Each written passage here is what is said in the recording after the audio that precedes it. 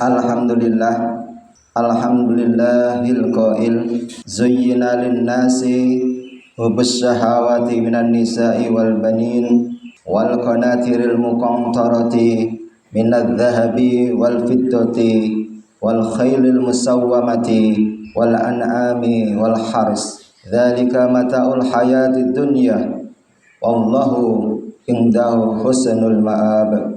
Asyhadu an la ilaha illallahul wahhab Allahus samad lam yalid wa lam yulad wa lam yakul lahu kufuwan ahad. Wa asyhadu anna sayyidana wa maulana Muhammadan abduhu wa rasuluhu al-mab'usu bi makarimil akhlaq. Usalli wa usallim urahim wa ukarrim ala sayyidina wa maulana Muhammadin wa ala alihi wa ashabihi faman tabi'ahu ila yaumil ma'ad, amma ba'd. Hadirin jamaah salat Jumat rahimakumullah.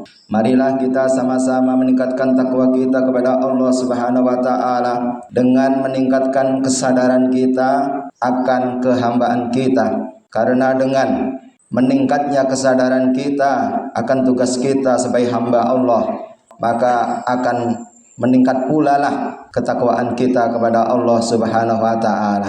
Jadi ringkasnya, meningkatnya ketakwaan kita kepada Allah Subhanahu wa taala itu tergantung seberapa besar kesadaran kita sebagai hambanya Allah Subhanahu wa taala. Hadirin jamaah salat Jumat rahimakumullah.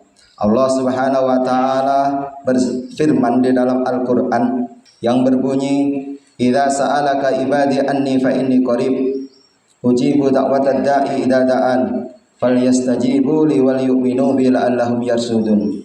Poin penting khutbah kita kali ini adalah Allah itu maha dekat. Wahai Muhammad, jika umat itu bertanya kepadaku tentang aku, jawablah sesuai firmanku, aku itu maha dekat. Bahkan Allah Subhanahu wa ta'ala mendeklarasikan dirinya dalam firman yang lain, nahnu aqrabu ilaihi min hablil warid. Aku, kata Allah, lebih dekat kepada manusia min hablil warid, daripada urat leher kita. Tafsirnya, al-warid huwa hablul atik, yaitu urat yang ada di leher kita. Wa huwa mumtaddum min nahiyati halkihi ila atikihi, yaitu urat yang memanjang, yang menghubungkan antara kerongkongan ke bahu atau pundak kita. Wa huwa waridani an samilin wa yaminin.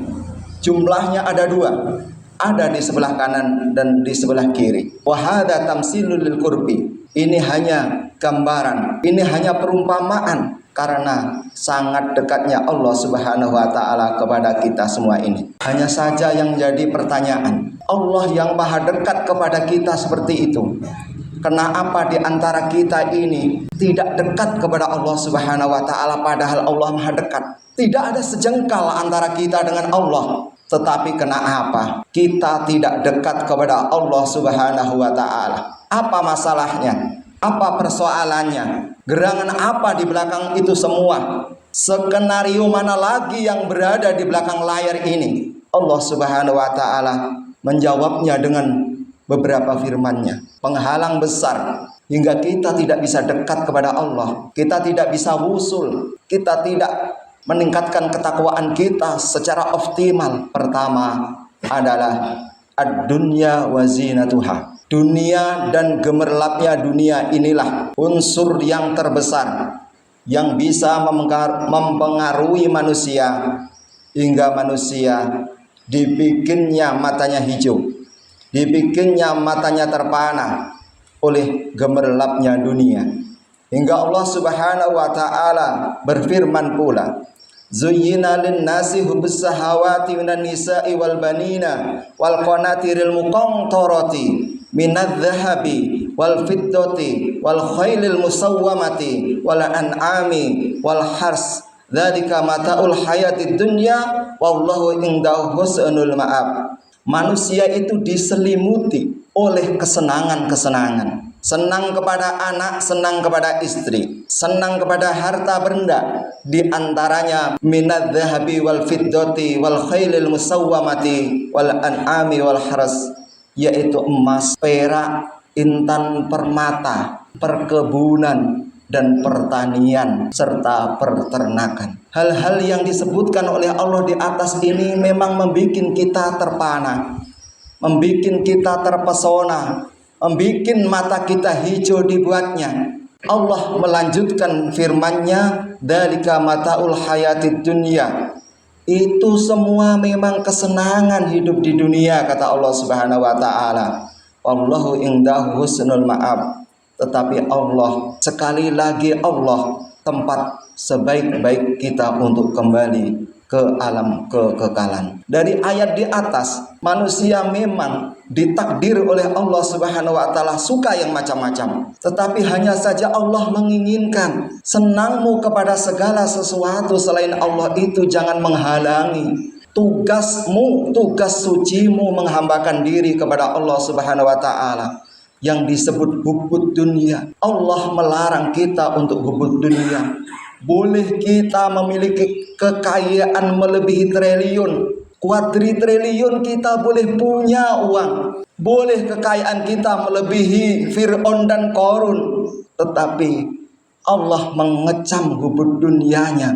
Tokoh sufi, rajanya para wali, Sultanul Auliya Qutbur Rabbani wa Khusus Somadani, Syekh Abdul Hasan Ali Asyadili itu presidennya para wali. Kaya raya, hidupnya mentereng, kendaraannya min khumurin ni'am, kudanya, kuda yang termahal pada saat itu. Tetapi tidak hubbud dunia, tidak terbatas pada dunia.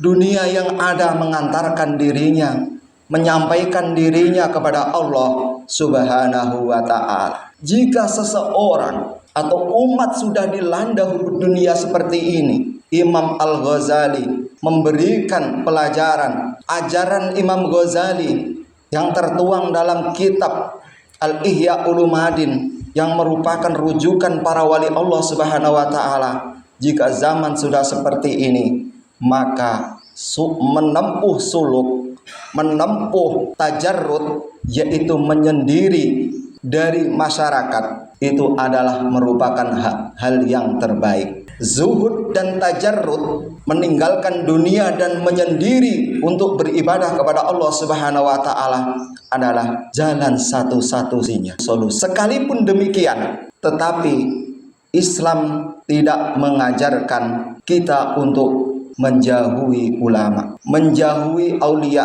menjauhi para orang-orang salih.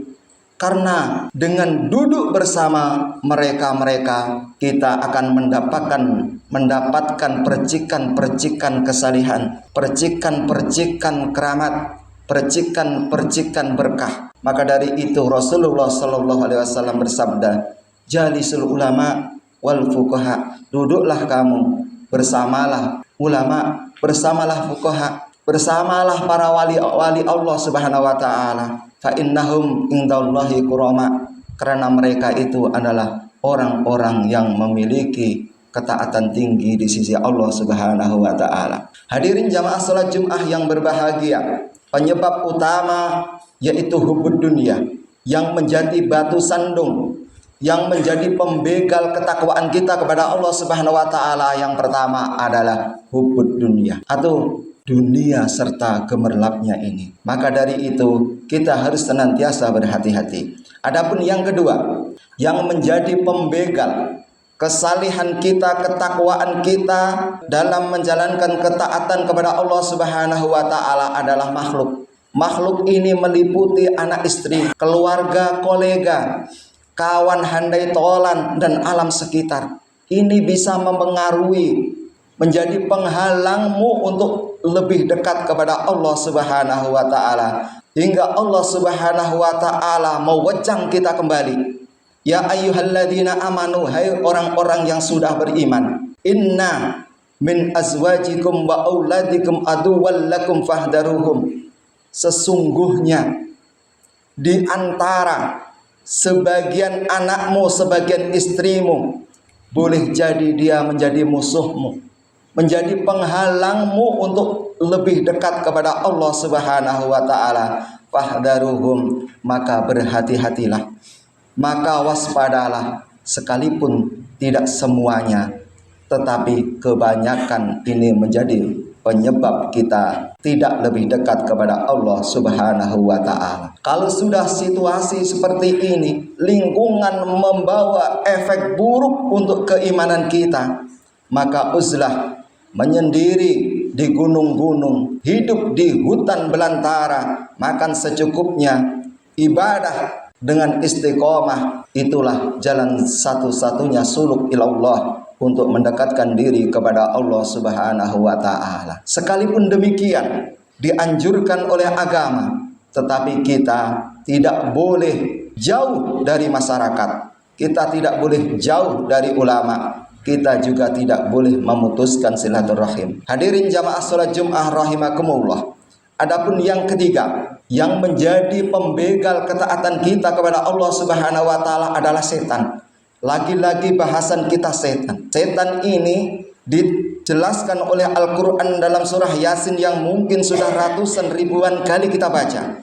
Alam ahad ilaikum ya bani Adam alla ta'budus syaitan innahu lakum aduwwum mubin. Setelah ayat ini, 3 ayat setelah ayat ini, Allah sebutkan walaqad adalla minkum jibilan katsira afalam takunu taqilun. Sumpah demi Allah, sudah lebih dari ratusan triliun manusia disesatkan oleh setan. Kata Allah, afala taqilun, tidakkah kalian itu berpikir? Makanya setan ini dalam kacamata orang-orang suci, as-syaitanu farigun wa anta masgul. Setan itu tidak punya pekerjaan lain kecuali menggoda manusia. Wa anta masgulun, sedangkan kita ini disibukkan oleh pekerjaan, banyak pekerjaan hingga tidak bisa kita selesaikan pekerjaan-pekerjaan itu. Tetapi setan hanya punya satu pekerjaan, menggoda insan. Bagaimana manusia tidak kelepek-kelepek dibuatnya. Yang selanjutnya, wasyaitonu yaraka wa anta la tarah.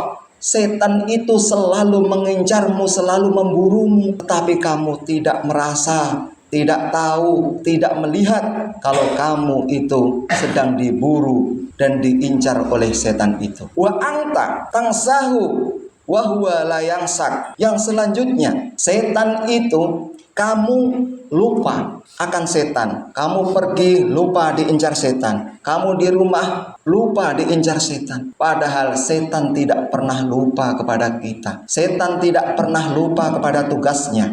Dan yang terakhir, wa min nafsika lisyaitoni aqwanun. Setan itu bersenjata lengkap, berpasukan lengkap pula. Sedangkan kita sendirian, bagaimana? Kita tidak dibuatnya pontang-panting dalam menjalankan ketaatan kepada Allah Subhanahu wa ta'ala. Maka dari itu mari kita sama-sama panjatkan doa supaya kita itu dijaga oleh Allah Subhanahu wa ta'ala. Allahumma inna na'udzubika min azba'i khutuwati sayatin. Ya Allah, lindungilah kami, lindungilah kami, keluarga kami, anak cucu kami, istri kami, masyarakat kami dari mengikuti bujuk rayu, tipu muslihat setan. Amin amin ya rabbal alamin. Adapun yang terakhir, yang menjadi pembegal iman kita, pembegal ketaatan kita, pembegal kedekatan kita kepada Allah Subhanahu wa ta'ala adalah nafsu. Allah jelaskan di dalam Al-Quran, innan nafsa, sesungguhnya nafsu, la itu pasti, itu sungguh-sungguh la amarotum, memerintahkan, menyuruh, menyeru, membisikkan bisu'i, kepada kejahatan. Inilah 4 aktor di belakang layar yang membuat kita di alam nyata ini susah untuk dekat kepada Allah Subhanahu wa ta'ala. Yang pertama tadi adalah dunia dan perhiasannya. Boleh kita kaya raya, tetapi kalau hubud dunia itu dilarang oleh agama. Yang selanjutnya adalah makhluk lingkungan kita ini. Adapun yang ketiga adalah setan. Adapun yang keempat adalah nafsu. Semoga kita ini dijadikan oleh Allah menjadi hamba-hambanya yang bisa mengendalikan nafsu. Semoga kita bisa dilindungi oleh Allah Subhanahu wa ta'ala dari gangguan setan dan bala tentaranya. Semoga kita semua ini dihindarkan min syarri khalqika, yaitu lingkungan yang membuat kita menjadi lebih buruk. Dan yang terakhir, semoga kita semua dihindarkan dari hubud dunia, tetapi cinta kepada Allah, dekat kepada Allah yang memiliki dunia serta isinya. Amin amin ya rabbal alamin. Barakallahu li wa lakum fil Qur'anil azim wa nafa'ani wa iyyakum bima fihi minal ayati wa dzikril hakim. Aqulu qouli hadza wa astaghfiruhu innahu wal ghafurur rahim. Alhamdulillah nahmaduhu wa nasta'inuhu wa nastaghfiruh wa na'udzu billahi min shururi anfusina wa min sayyiati a'malina. May yahdihillahu fala mudilla lahu wa may yudlilhu falan tajida lahu waliyyan mursyida. Asyhadu an la ilaha illallah wahdahu la syarikalah wa asyhadu anna sayyidana wa maulana Muhammadan abduhu wa rasuluhu la nabiyya ba'dah. Usalli wa usallim ala Muhammad ibn Abdillah wa ala alihi wa sahbihi wa man tabi'ah ila yaumil qiyamah, amma ba'du. Hadirin jamaah salat Jumat rahimakumullah. Ittaqullaha wa la tamutunna illa wa antum muslimun. Allahumma ighfir lil muslimina wal muslimat wal mu'minina wal mu'minat al ahya'i minhum wal amwat. Allahumma ya Allah, inna na'udzubika min hubbid dunya, na'udzubika min syarri khalqika, na'udzubika min khutuwatis syayatin, wa na'udzubika minan nafsi la amaratin bisu. Hatta nakuna ya Allah min ibadikal muslimin, min ibadikal mu'minin, hatta nakuna min ibadikal muttaqin as-salimin al-faizin bi rahmatika ya arhamar rahimin. Rabbana atina fid dunya hasanah wa fil akhirati hasanah wa qina adzaban nar. Walhamdulillahi rabbil alamin. Ibadallah, innallaha ya'murukum bil adli wal ihsan wa ita'i dzil qurba wa yanha 'anil fahsai wal munkar wal baghi ya'idzukum la'allakum tadhakkarun. Fadhkurullahal adzim yadhkurkum washkuruhu 'ala ni'amihi yazidkum wa la dzikrullahi ta'ala akbar. Summa aqimus shalah.